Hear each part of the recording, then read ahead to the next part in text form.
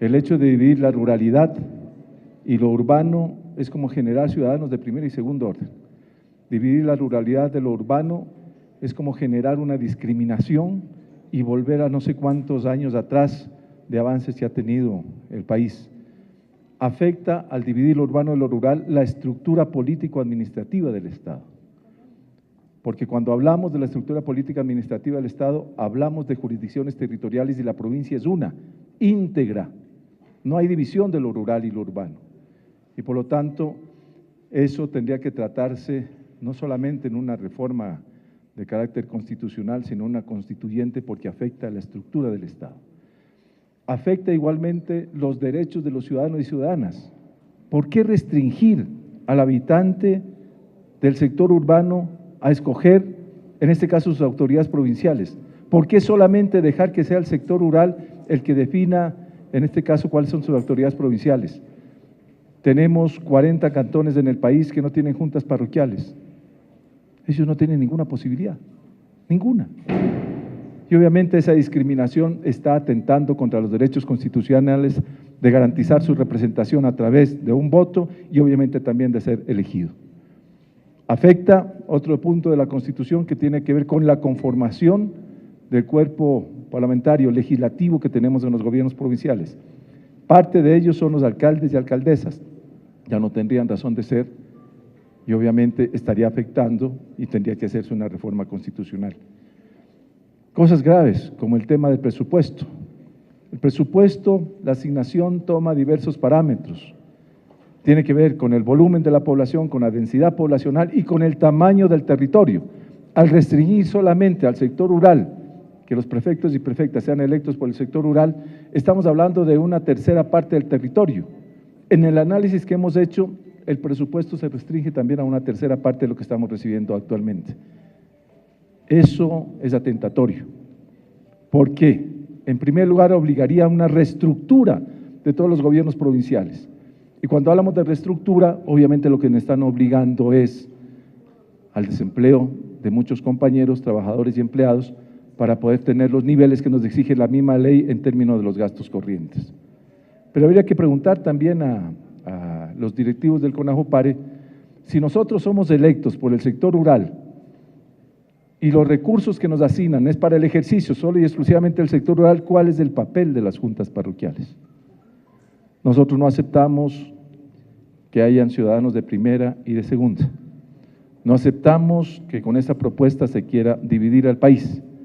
Y hoy, más unidos que nunca, los prefectos, prefectas y sus respectivos viceprefectos y viceprefectas rechazamos este atentado a la institucionalidad. Lo que sí nos obligamos es, obviamente, a lo que hemos venido haciendo, a profundizar, a acabar con esa relación inequitativa de campo-ciudad.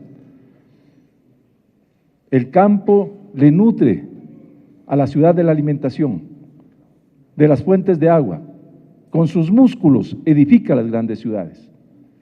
Y tenemos una relación inequitativa, porque la extrema pobreza todavía sigue ahí, en el sector rural.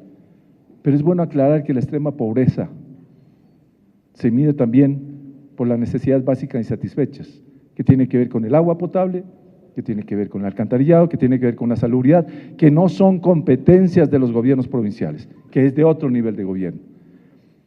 Hacemos más bien un llamado a trabajar en conjunto para superar estos problemas de la extrema pobreza en las parroquias de nuestro país, a que trabajemos gobierno nacional, gobierno cantonal, gobierno parroquial y los gobiernos provinciales en conjunto con la comunidad para erradicar la extrema pobreza y la pobreza del sector rural de las provincias y obviamente el sector rural del país. De igual manera, nosotros queremos dejar bien en claro, no han sido consultados en su totalidad y mayoría los presidentes de los gobiernos parroquiales del Ecuador, que quede claro. Nosotros como región amazónica, como territorio nacional, estamos comprometidos también a que conozcan los presidentes de las juntas parroquiales. ¿Existe o no el apoyo, el respaldo? Algo que no ha sido consensuado en todo el país. Existe un interés personalizado, que quede claro. Nosotros no tenemos ninguna duda, ninguna inquietud de ser electos por el noble pueblo rural, pero no es eso, es constitucional nuestros derechos que hoy por hoy los prefectos y prefectas de las 23 provincias del Ecuador estamos hoy haciendo notar la realidad que ocurre en nuestra patria. Frente a esta mentira de este dirigente que viene a plantear que hay o que tiene que elegir el sector rural a los prefectos porque sus presupuestos están en la ciudad.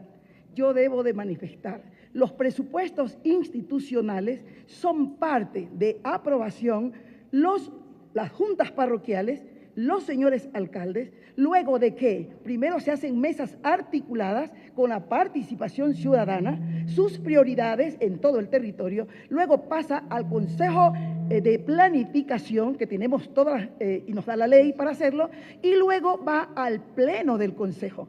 Por eso tenemos los POA, tenemos los planes de ordenamiento territorial y en esas condiciones se distribuye el presupuesto para ejecutar las obras en toda la provincia. Por lo tanto, es totalmente falso que hoy se quiera pretender decir que los presupuestos de la institución estén en la ciudad. Por eso solicitamos a través de los organismos de control se auditen a las instituciones y deben de saber que ubicadas las instituciones a nivel nacional, las prefecturas están en primer lugar por su honestidad, responsabilidad, transparencia, cumpliendo con las competencias que nos establece el Código, la ley y el COTAC.